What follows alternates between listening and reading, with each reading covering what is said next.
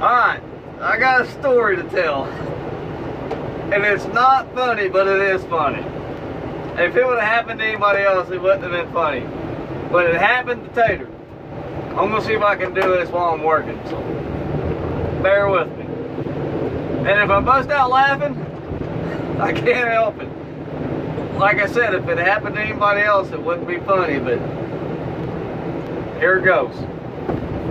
So this morning, we show up to the woods, and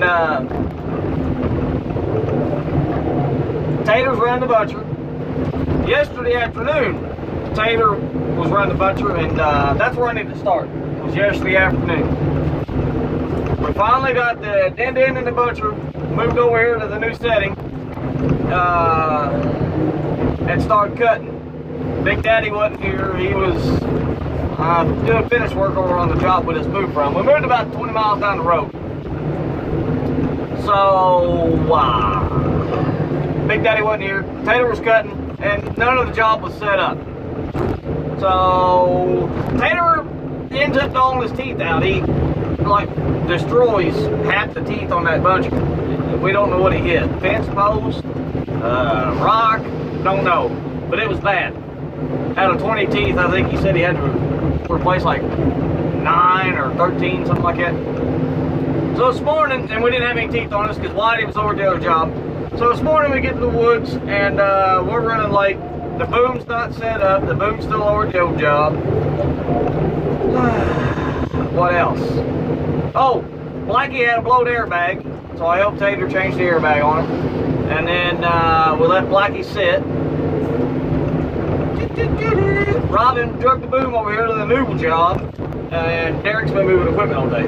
So me and Tater got about an hour's head start yesterday, cutting and topping ahead of the skidders, which wasn't nothing. First thing this morning, Tater had to change the teeth on the butcher. I got the Din Din and started cleaning up what he had cut from yesterday. And here's where it got pretty bad. I was down in the woods topping, and I got up top of the hill, what we call a hogback.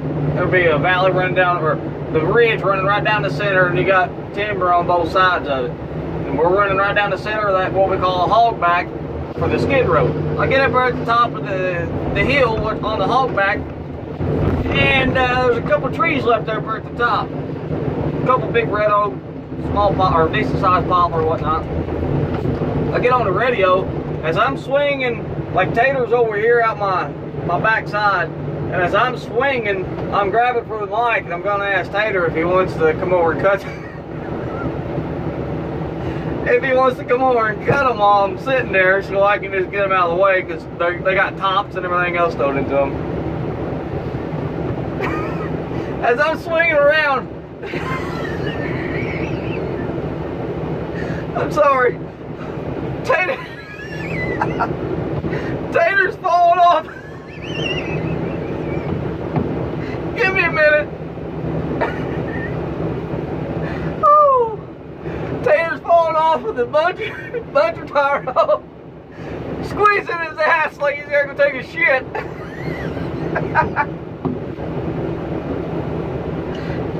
And I hear over the top of the motor on the Din Din, I hear somebody scream like they just got stabbed in the back with a pitchfork. And that was him.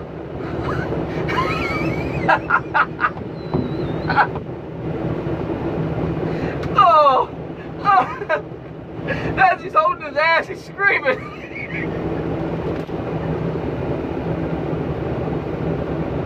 Oh, wait a minute. Oh man.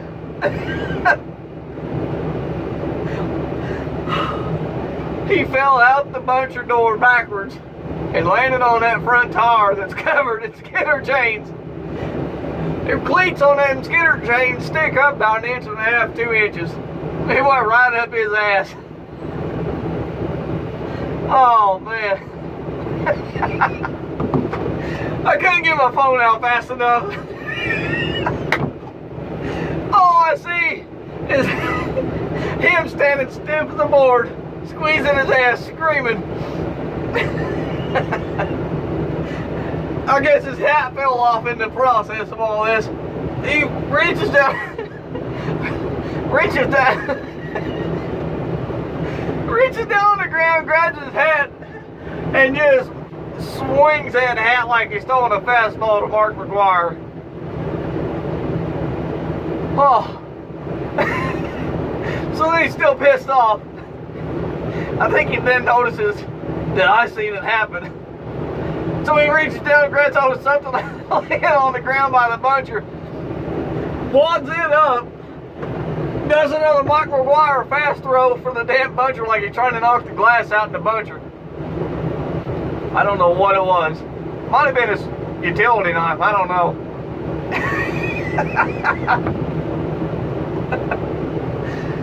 So then he goes to climb up in that buncher and he acts like a big badass. He's like, just crawls up in the buncher and slams the door. I see him on the radio or on the phone talking to somebody. I figured it was Joni or Annie. So then I kind of easily reached over to the mic. Hey Tater, I see him throw his hand in the air. He wasn't in no mood to talk. Oh my God! Every time I see that damn buncher, all I think of is him walking around squeezing his fucking ass because that chain went right up the crack of his ass. And I just shut up. I'll let it go for about 10 minutes maybe. And I come back on the radio. Well, he came on the radio and said, "Just so you know, my ass is bleeding." Oh, then it started all over again. I went back to crying, just laughing. I'll tell you what, I laughed so hard this morning, my chest started hurting like I was gonna have a heart attack. That, I swear, that's the funniest thing I've ever seen out here in the woods. I've been in the woods for, 8 or 9 years now, and that's the funniest thing I've ever seen in the woods. If only I could have had my phone out to video that. When he throws a temper tantrum, it's good. It's good. I ain't got nothing else to say about it other than y'all missed. Next time I'll try to get it on video. But I bet the next time he gets on top of that buncher, he pays attention to what he's doing. I don't know why my wife is calling me. She better quit. But I gotta get back to work. And I'm sure I'm gonna end up crying some more today because, God, that's just funny. Later on.